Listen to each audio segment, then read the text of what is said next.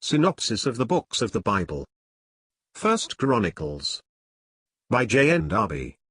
All Scripture is given by inspiration of God, and is profitable for doctrine, for reproof, for correction, for instruction in righteousness, that the man of God may be perfect, thoroughly furnished unto all good works.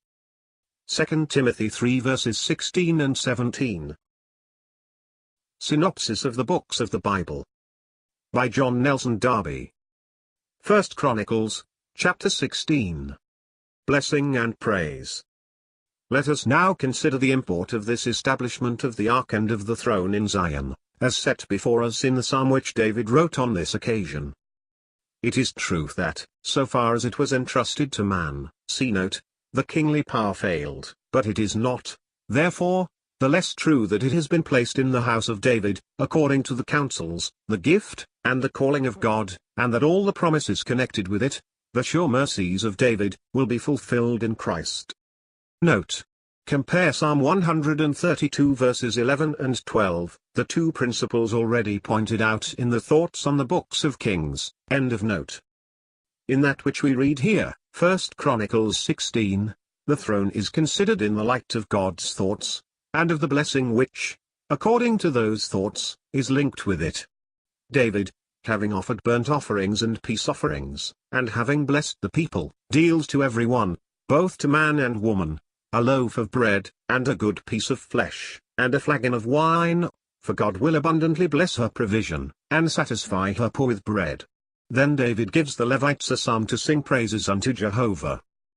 David's psalm, its connection with Psalm 105.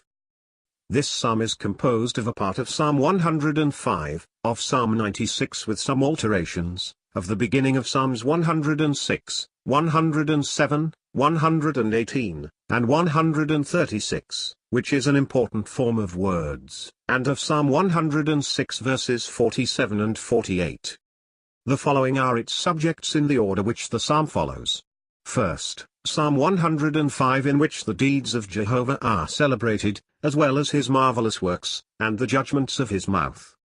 Israel, as his people and the assembly of his chosen ones, are commanded to remember these things, for he is Jehovah their God, and his judgments are in all the earth.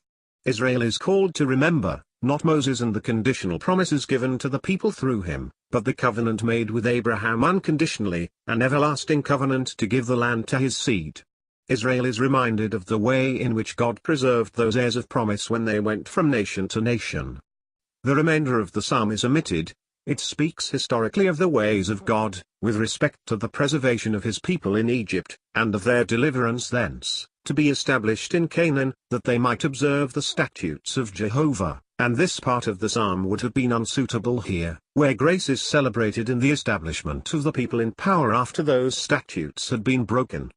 The beginning of the psalm celebrates grace towards Israel according to the promises made to Abraham, to Isaac, and to Jacob, when the judgments of God are in all the earth. This is the first thing founded upon the presence of the ark, and the establishment of the throne in Zion. Correspondence with Psalm 96. The verses 23 to 33 are almost the words of Psalm 96. It is a call to the heathen to acknowledge Jehovah, whose glory should be declared among all nations. This psalm belongs to a series of psalms, which, from the first cry of the people until the universal joy of the nations, relate in order all that refers to the bringing again the firstborn into the world. Only in Psalm 96 the words, "Say among the heathen that Jehovah reigneth," have a place which gives them a more prophetic character. Here the joy of the heavens and the earth precedes this message to the heathen, and, instead of saying his courts, it is said, before him. The words, "He shall judge the peoples with righteousness," see note, are also omitted, as well as the second half of the last verse, which applies this judgment to the world. Apart from these alterations, which appear to me to give this psalm more of the character of a present joy, these verses correspond with Psalm 96. Note. Peoples, Psalm 96 verse 10, is amim, habitually used in the Psalms. I think for peoples, people authorized version, associated with the people, that is, Israel. 1 Chronicles 16 verse 36. See however 1 Chronicles 16 verse 26, At any rate, they are not treated as heathen. In Judge the Peoples, Psalm 96 verse 10, Judges Dean, as in Psalm 7 verse 8, referring to controversies and litigation.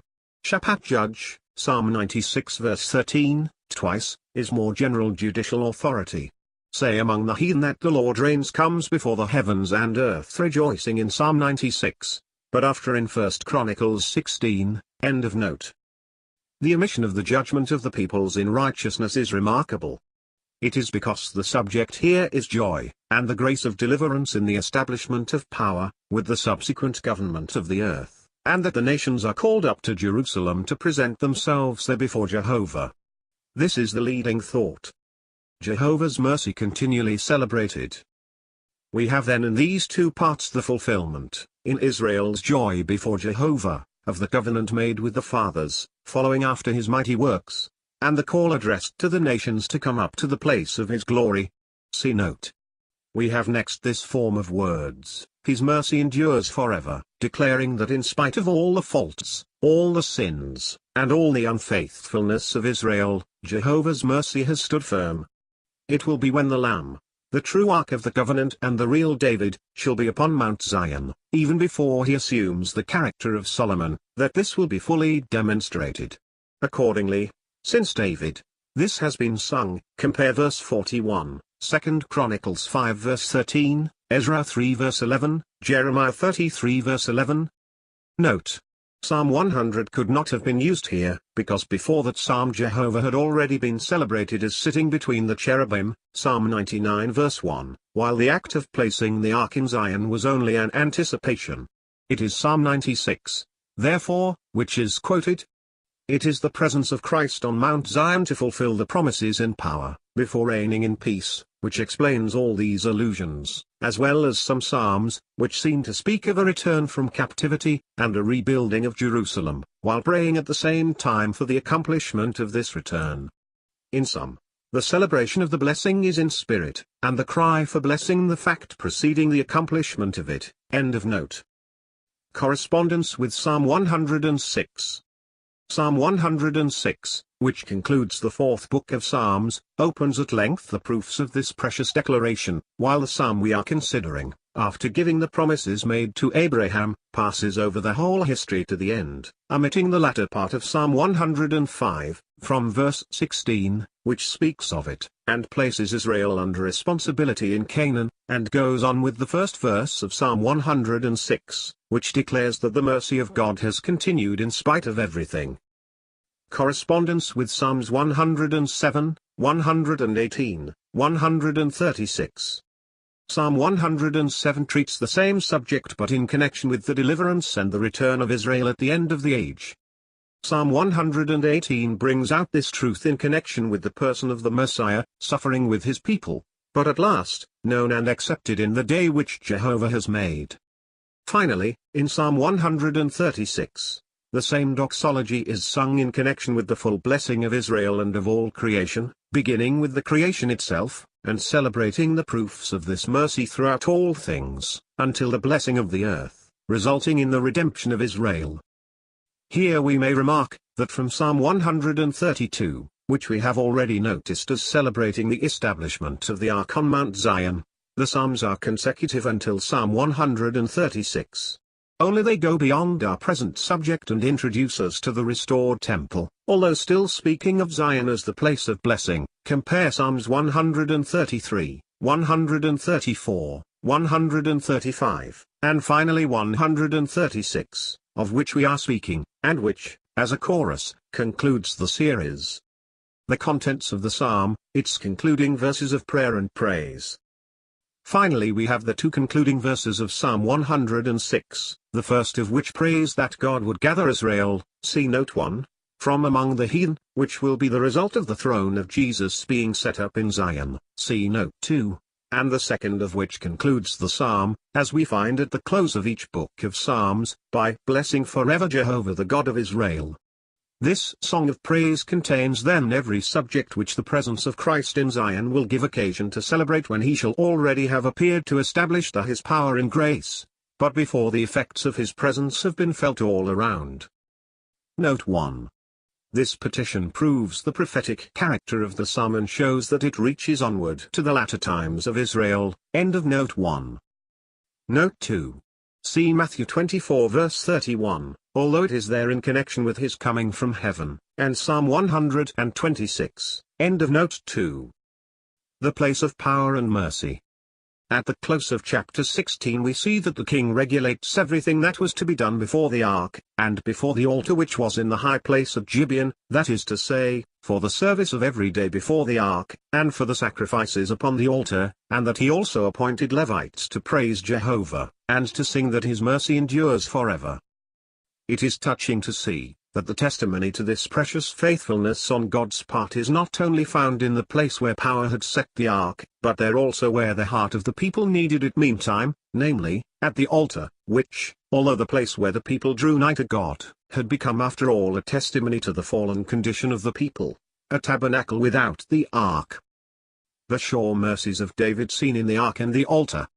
Faith, apprehending the counsels and the work of God, could see in the establishment of the ark in Zion, an act which, according to the old order, was thorough disorder, the progress of God's power and intervention towards the peaceful and glorious reign of the Son of David. The sure mercies of David were as bright to the eye of faith as the dawn of day, in that the ark of the covenant had been set up by David the king in the mountain which God had chosen for his everlasting rest. But all did not apprehend this intervention and these ways of God, so precious to those who understood them, and the condescending mercy of God stooped at Gibeon to the low estate of the people whom he loved, and he still spoke to them after his own heart there, at the altar where these people could draw near to God in an ignorance perhaps which saw no farther, but where, as far as this ignorance allowed, they were faithful to him who had brought them out of Egypt. There God spoke to them, telling them that his mercy endured forever. This was, in fact, a touching proof of it. David returns to bless his house, always a distinct thing, for David as for Solomon, from the people, and from the glory connected with them,